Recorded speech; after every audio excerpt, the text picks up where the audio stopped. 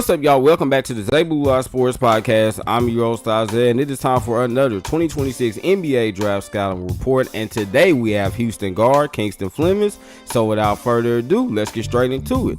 Okay, y'all, let's begin with his statistics. He averaged 16.1 points, 4.1 rebounds, 5.2 assists, and 1.5 steals per game, while shooting 47% from the floor, 38% from three, and 84% from the free throw line. And now let's get into his strengths. I think his first strength is that he has great speed and athleticism.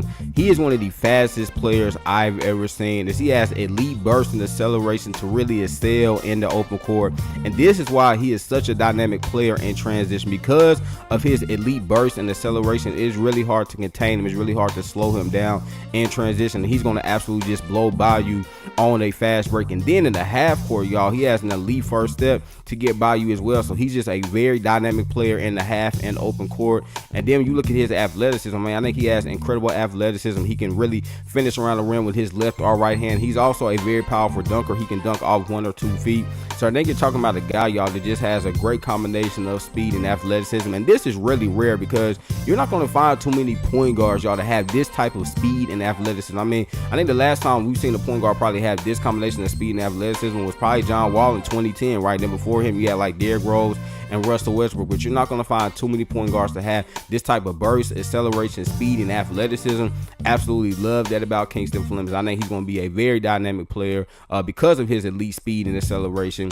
His next strength, y'all, is that he's an elite playmaker. As I mentioned to begin the video, he averaged 5.2 assists per game, and he has great core vision. Always is able to find his teammates on time and on target. And like I said, with him being able to excel in transition as a scorer, he also excels in transition as a passer. He's able to identify the open man, get him the ball if it's a corner three, it's a wing three, top of the key three, and then also he throws some nice alley-oop passes as well. Then the half-court setting, he's a really good pick-and-roll passer. So I think he's just an elite playmaker all around. So love that about him. His next strength is his mid-range shooting. This is probably my favorite part about his game, y'all, because I know the mid-range is kind of a lost art in today's NBA. But when you can have a guy, y'all, that has this type of mid-range shooting ability like Kingston Flemings, I mean, it's going to make, you just a more well-rounded player. Because, nowadays everyone is shooting threes. Not too many guys are shooting mid-range.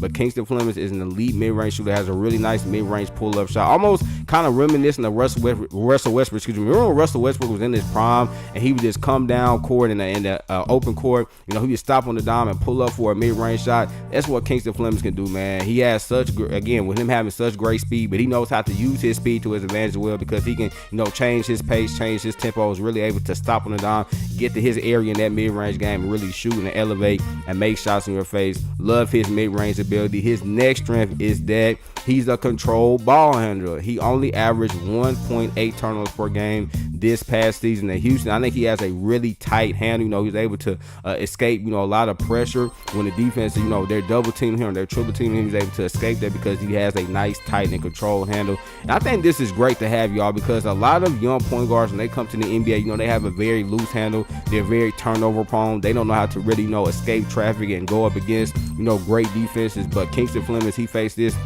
all last season at Houston. Again, he did a great job of, not being a high turnover guy. So you absolutely have to appreciate that about him. Having this type of, ball handling ability at his age is truly special. His next strength is that he's an aggressive and active defender. And I've stated for months, y'all, that I believe this is why he is the best point guard in this draft class over Keaton Wagler, Darius Acuff, and Mike Brown Jr. Because although those guys are probably better scorers than Kingston Flemings, he is definitely a much better defender than those guys, y'all. I mean, he does a great job of really putting pressure on ball handlers, really challenging them, closing the space between he and them. He also is able to beat opponents to their spot, and he has quick hands. He has active feet, to play the passing lanes, and he's just an absolutely aggressive and active defender. So I love what he brings to you from a defensive standpoint. This is why I think he's a two-way player, y'all, because not only is he a really good offensive player, but he's a really good defender as well. He's going to give it to you on both ends of the floor, and I think he could be one of the top defensive point guards in the NBA, very similar to like a Cason Wallace or Drew Holiday or Derek White. Absolutely love what Kingston Flemings brings you from a defensive standpoint. And then, y'all, I think his last and final strength would be his competitive nature. I mean, this is a guy that absolutely hates to lose. He is willing to do whatever it takes to help his team win. You know, so many times this past season in Houston, it looked like they weren't going to be able to win. You know, they were in some really close games that, you know, looked like they just weren't going to have a chance to be able to come and pull through with the victory. But because of Kingston Flemings, you know, his competitive nature, he was willing to do whatever it took to make sure that his team was going to come out victorious, y'all. And you look at, you know, again, time and time again, all season long, look at that game against Texas Tech when he had 42 points. Or you look at their tournament game, you know, even though they ended up losing the game, but still took them down to the wire because of his competitive nature, because of his willpower, just willing to do whatever it takes to put his team in the best position possible, y'all, to be successful. I absolutely appreciate this about Kingston Flemings. And also, you could probably combine this with his elite basketball IQ as well. So I think you're talking about a guy, y'all, that's not just a great player, but also is a great teammate, a great person that has a high basketball IQ. So I love his all-around ability. And now let's get into his weaknesses. I think it's only two, but I think his first weakness is his frame. You know, he's only about 6'3", 183 pounds, so he's definitely not the biggest guy. Now, he does play bigger than his size would suggest, you know, because he's also a pretty good rebounder for his size. As I mentioned earlier, he averaged 4 rebounds per game. So that's a pretty good number for an undersized point guard. But he's definitely going to have to get stronger, y'all, because I think at times this season you saw on tape that he was not as an effective finisher as he should have been because of his frame. Like, he can definitely finish around the rim, but I think he can become an even better finisher around the rim if he can, you know, put on some more muscle to add some more muscle, I should say, to his frame. So that's something that I would, you know, definitely look out for, because you've seen some of these smaller-ish point guards in the NBA, you know, kind of have struggled sometimes finishing through contact. And again, he's a good finisher, but I think he become an elite finisher if he can add some more muscle and weight to his frame. And I think his last weakness, y'all, and this isn't like a huge weakness, but his last weakness is his three-point volume. Now, as I mentioned earlier, he did shoot 38% from three, so he's definitely a good three-point shooter.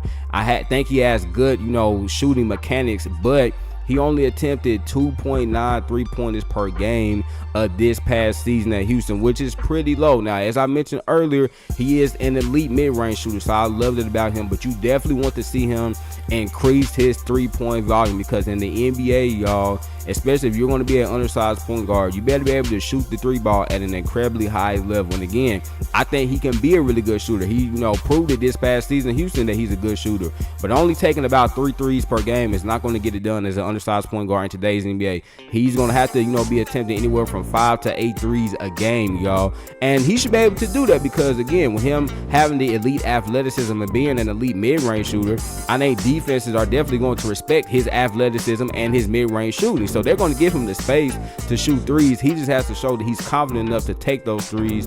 And again, this is not like a huge weakness, because he is a good shooter, but he's definitely going to have to start attempting more threes, y'all, because you saw a guy like Davion Mitchell, who was an undersized point guard that was in the draft in 2021. And although he was a good shooter, you know, at Baylor his last season, when he got to the NBA, he really struggled. Why? Because he was not a high-volume three-point shooter. And I don't want that to happen for Kingston Flemings, because, again, definitely has solid mechanics to be a good three-point shooter, but he must increase his three-point volume to, you know, really have the defenses have to respect him as a three-point shooter. And now, y'all, let's get to my pro comparison and my prospect grade for Kingston Flemings. And my pro comparison for him is John Wall. I mean, he reminds me so much of John Wall, again, in terms of his athleticism, his playmaking, his defensive impact and energy, and just his competitive nature. Now, he's probably not the finisher that John Wall was in terms of his dunk ability, although Kingston Flemings is a good dunker. You know, John Wall was a very explosive and powerful dunker, but again, in terms of his athleticism, playmaking, and defense, reminds me so much of John Wall. You know, John Wall was one of the best, maybe the best two-way point guard in the NBA in his prime, and I think Kingston Flemings can have a similar role to John Wall. And then my prospect grade for him is 93, meaning he's a great prospect and should be a perennial all-star. I mean, y'all, Kingston Flemings is one of my favorite players in this draft. I think because of his all-around skill set, he's going to be a great player for years to come, because really, he doesn't have any major weaknesses in this game. I mean, y'all, you're talking about a guy that's a great playmaker, has incredible athleticism, is an elite mid-range shooter, is a really good defender, and is a good shooter. If he can just increase his three-point volume, y'all, I think he can become the best two-way point guard in the NBA. Like, I honestly believe that he's going to be a perennial all-star. He's going to be an all-NBA team member because, again, it's very hard, y'all, to find a player that has this well-rounded of a skill set. And you can say that Darius Lecuff, Michael Brown Jr., Keaton Wagler, those guys are better scorers than him. But you cannot say that they're better all-around players than Kingston Flemings, y'all. And this is why I think he's going to have such a productive and great NBA career, because what he can provide you on both sides of the ball, again, very reminiscent to a Jrue Holiday. We've seen the career that Jrue Holiday has had, being arguably the best two-way point guard in the NBA, and I think Kingston Flemings can have a similar career to a Jrue Holiday, to a John Wall, just being that elite all-around point guard. So there have, man, this is my 2026 NBA Draft Scouting Report for Houston point guard Kingston Flemings. Remember, y'all, labs good, man. So what? Make sure you get your daily dose. Y'all know I'm in it, man. I love y'all. God bless. Peace.